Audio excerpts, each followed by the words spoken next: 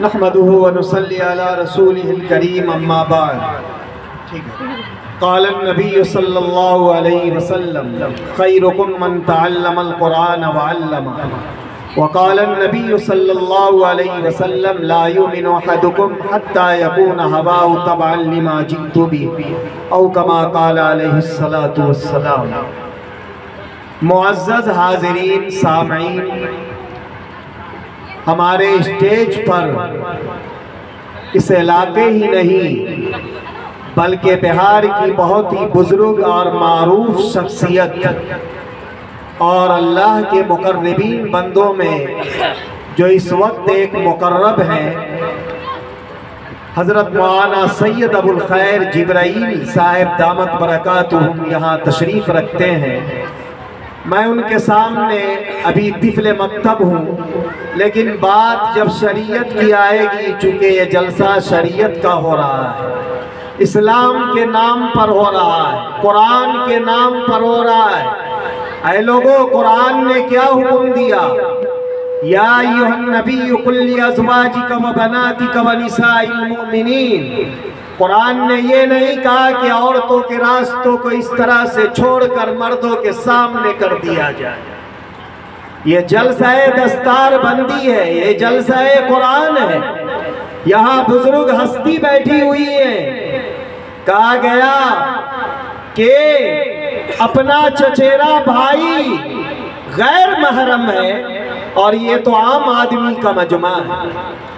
میرے محترم دوستوں اور بزرگوں، بات کو سمجھے، اسلام سے ہٹیں گے، شریعت کے اصول سے ہٹیں گے تو ساری بنی بنائی تدبیریں، اس کے اثرات اور ثمرات مفسدات کے طریقے پر ہمارے سامنے آئیں گے، جس کا نتیجہ ہمیں بعد میں خمیازہ بھگتنا پڑے گا۔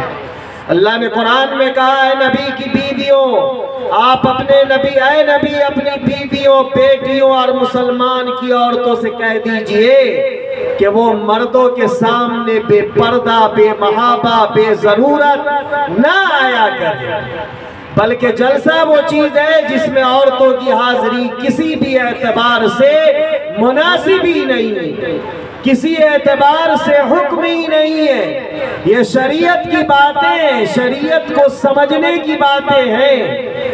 100 سالہ جلسہ ہوا کنوا اشرف العلوم کا، جب دارالعلوم دیوبند کے اکابرین کو دعوت دی گئی تو حضرت معتمم صاحب نے لکھا جواب میں کہ 100 سال پر آپ جلسہ کرا رہے ہیں اور اللہ تعالیٰ 100 سال پر مجدد کو پیدا کرتا ہے، تو شاید کہ اشرف العلوم کنوا اس علاقے ہی نہیں پورے عالم کے لیے مجدد کا سامان بنے۔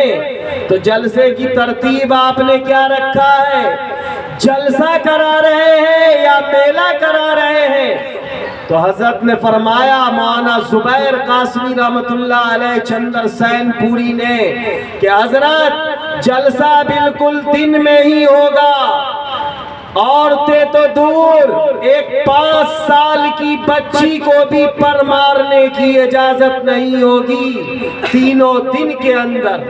اور پھر دیکھا دنیا نے، انگلینڈ، لندن، امریکہ، جاپان، برطانیہ، سب جگہ سے آئے ہوئے اکابرین علماء نے دیکھا کہ 3 دن ہم لوگ کنوا کی سرزمین میں رہے، لیکن ایک 5 سال کی بچی تک کو بھی کنوا کی گلی میں نہ دیکھے۔ میرے دوستو اور بزرگوں، اللہ کے نبی صلی اللہ علیہ وسلم نے حضرت معاذ ابن جبل کو یمن کا گورنر بنا کر بھیجا تو آپ نے پوچھا کہ فیصلہ کیسے کرو گے؟ تمہارے پاس لوگ آئیں گے، مسلمان آئیں گے، دستور پوچھیں گے۔ علماء نے اسی سے اصول نکالا، ان اصول الشرع 4، الکتاب والسنہ والاجماع والقیاس، کہ شریعت کے اصول 4 ہیں، انہی 4 کے درمیان شریعت چلے گی، اس سے ہٹا کر جو چلانا چاہے گا شریعت اس کو نقصان نہیں بلکہ وہ شریعت کی شبیہ کو بگاڑنا چاہے گا تو پھر اس کا نقصان اسے ذاتی طور پر ہوگا۔ میرے محترم دوستو اور بزرگوں، یہ بات میں نے اس لیے کہی کہ یہ آج کہنے کی ضرورت ہے۔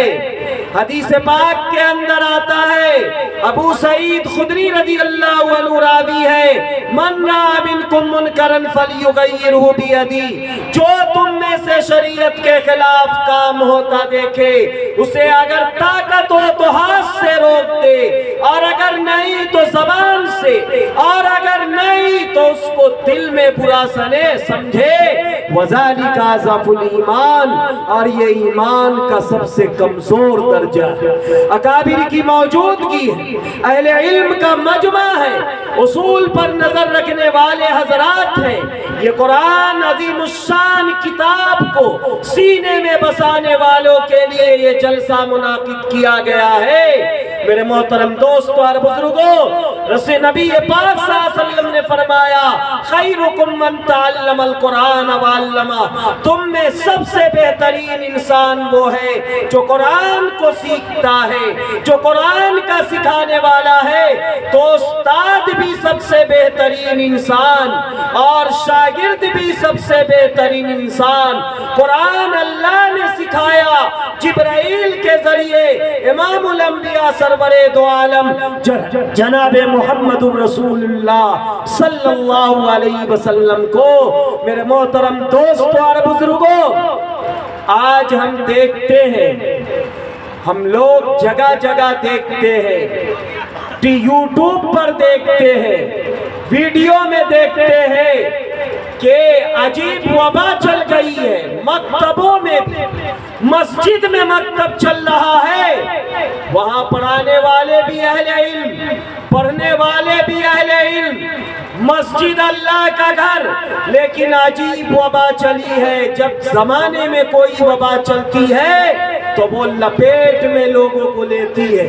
کیا وبا چل گئی ہے کہ مسجد کے اندر پروگرام رکھ دیا، بالغہ لڑکیاں نظم پڑھ رہی ہے، نعت پڑھ رہی ہے، اور وہ طریقہ کیا کہ جب مصرع پورا ہوگا تو ہاتھ کو ایسے کریں گی، ایسے کریں گی۔ بھائی یہ کہاں سے آپ سکھا رہے ہیں؟ دین کے ساتھ اس بچی کے روح میں ڈالا جا رہا ہے کہ غیر محرموں کے سامنے جانا کوئی عیب کی بات نہیں، اس کے دل میں ڈالا جا رہا ہے کہ کسی دینی نظم کے اوپر، کسی دینی نظم کے اوپر اپنے ہاتھ پاؤں اور بدن کو ہلانا یہ کوئی عیب کی بات نہیں ہے۔ اگر عیب کی بات نہ ہوتی تو شریعت حکم دیتی کہ عورتیں بھی نماز میں ہاتھ ایسے اٹھائیں گی پورا بغل اٹھا کر، لیکن شریعت نے کہا کہ عورتیں صرف اتنا کریں گی، اس کو بھی نہیں ہلائیں گی۔ کیوں؟ شریعت عورتوں کی عزت کی حفاظت نماز کی حالت میں بھی کرنا چاہیے، شریعت عورتوں کی عزت کی حفاظت نماز کی حالت میں بھی کرنا چاہیے۔ اسے بہت ساری چیزوں سے روکا گیا، زور سے قرات نہیں کر سکتی، زور سے پڑھ نہیں سکتی۔ امام ابن حمام رحمۃ اللہ علیہ نے اپنی کتاب نوازل کے اندر لکھا کہ اگر کوئی عورت نماز میں زور سے قرات کرے گی نماز فاسد شود، اس کی نماز ٹوٹ جائے۔ میرے محترم دوستو اور بزرگوں، آج سمجھنے کی ضرورت ہے، جس ماں کی گود سے قرآن کو اپنے سینے میں بسانے والا انسان اللہ تعالیٰ پیدا کرتا ہے، اس ماں کو تو وقت کی رابعہ بصری سے بھی آگے بڑھ جانا چاہیے۔ میرے محترم دوستو اور بزرگوں، میدان کربلا ہے، امام الانبیاء کا گھرانہ ہے، لیکن اگر میدان میں لڑ رہا ہے کوئی، مقابلہ ظالم اور باطل سے کوئی کر رہا ہے، تو وہ نوجوان اور مردوں کی جماعت ہے، عورتیں اس وقت بھی اپنے خیمے میں موجود ہیں۔ یہ درس دیا گیا کہ جتنی حفاظت ظالم کے ظلم سے کرنی ہے، اتنی ہی حفاظت عورتوں کی عزت کی بھی کرنی ہے اور اس کی حیا کو بچانا ہے۔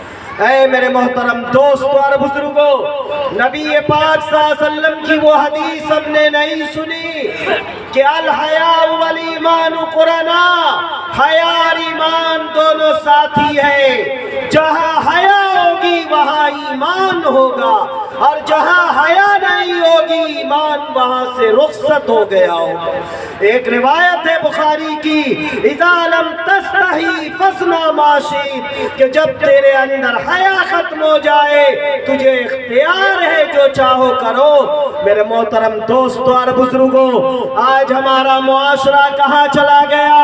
ارتداد کی لہریں کیوں زور پر ہے، عروج پر ہے، روز آئے دن ارتداد کی خبریں آ رہی ہیں، ایک مومنہ مرتد ہو رہی ہے، کبھی سوچا بھی نہیں جا سکتا تھا، کبھی گمان بھی نہیں کیا جا سکتا تھا، آخر اس کی جان چلی جاتی ہے۔ کون ہے اس کا ذمہ دار؟ میرے محترم دوستو اور بزرگوں، ہم معاشرے کے وہ لوگ اس کے ذمہ دار ہیں جو سمجھ نہیں رہے ہیں، سوچ نہیں رہے ہیں، فکر نہیں کر رہے ہیں۔ میرے محترم دوستو اور بزرگوں، ہمارے اکابر موجود ہیں، وقت کم ہے، بس یہی اس شعر پر اپنی تقریر کو ختم کرتا ہوں۔ وہ معزز تھے زمانے میں مسلمان ہو کر، اور ہم خار ہوئے تاریخ قرآن ہو کر، کی محمد سے وفا تو نے تو ہم تیرے ہیں۔ کسی بھی معاملے میں اگر نبی کے طریقے پر تم چلاؤ گے کسی بھی شعبے کو، تو وہ بجھتا ہوا بھی جلنے سے بڑھا ہوگا، اور اگر ہٹاؤ گے تو جلا ہوا بھی بجھا کر کے رکھ دیں گے۔ کی محمد سے وفا تو نے تو ہم تیرے ہیں، یہ جہاں چیز ہے کیا لوح و قلم تیرے ہیں۔ شیخ سعدی نے فرمایا، خلاف پیغمبر کسے رہ گزید، کہ ہرگز بمنزل نہ خواہد رسید۔ اللہ تعالیٰ یہاں پر بڑے اچھے پروگرام ہوئے، بڑے بہترین پروگرام ہوئے، قابل مبارکباد ہے۔ حضرت مولانا وسیع احمد صاحب دامت برکاتہم، اللہ ان کو صحت و سلامتی سے رکھے اور مزید ان سے لمبی عمر تک خدمات لے، اور اس ادارے کو ترقیات سے نوازے۔ اور الحاج معین صاحب جو یہاں کے سیکریٹری ہیں، اس کمزور عمر میں بھی بڑے فعال اور فکر مند ہیں، اللہ ان کی فکروں کو بھی اور پرواز عطا کرے اور ان کو صحت و سلامتی دے کہ انہوں نے اپنے لیے وہ ذخیرہ آخرت کا چھوڑا ہے کہ انشاءاللہ اسے نہ اولاد کی محتاجگی ستائے گی آخرت میں۔ یہ ادارہ ان کے لیے وہ ذریعہ نجات ہوگا کہ اللہ تبارک و تعالی ان کی قبر اور ان کی حشر دونوں کو بالکل نور سے زیادہ روشن رکھیں گے۔ یہاں کے تمام اراکین اور یہاں کے اساتذہ کرام سب قابل مبارکباد ہیں، اللہ سبوں کی خدمات جلیلہ کو اجر عظیم سے نوازے اور بہترین اجر عطا کرے۔ میرے محترم دوستو اور بزرگوں، ہمارے درمیان ہمارے علاقے کے ایک محبوب شاعر جناب قاری ظاہر حسین ویشالوی صاحب بڑی عمدہ نظم اور نعت پڑھ رہے تھے۔ میں یہ کہنا چاہتا ہوں کہ ہم دلی کو دیکھ رہے ہیں، ہمارے علاقے میں نبی کا مداح، بہترین آواز کا مالک اور بہترین الفاظ کے ذریعے نبی کی نعت گنگنانے والا ہیرا موجود ہے۔ میرے محترم دوستو اور بزرگوں، جلسہ پوری رات کا کہیں نہیں ہے دین شریعت محمدی کے اندر، جلسہ جو ہے وہ اپنی فراست سے حضرت مولانا وسیع احمد صاحب نے جو یہ منعقد کروایا ہے، یہی جلسہ ہے جس پہ خرچ بھی کم آئے زمانے کے اعتبار سے، باتیں بھی ساری آ جائے اور ساری چیزیں سامنے امت کے آ جائے، اسی کا نام تو جلسہ ہے۔ زندگی رہی تو اللہ ملاقات سے نوازیں گے۔ وآخر دعوانا الحمدللہ رب العالمین۔ ماشاءاللہ۔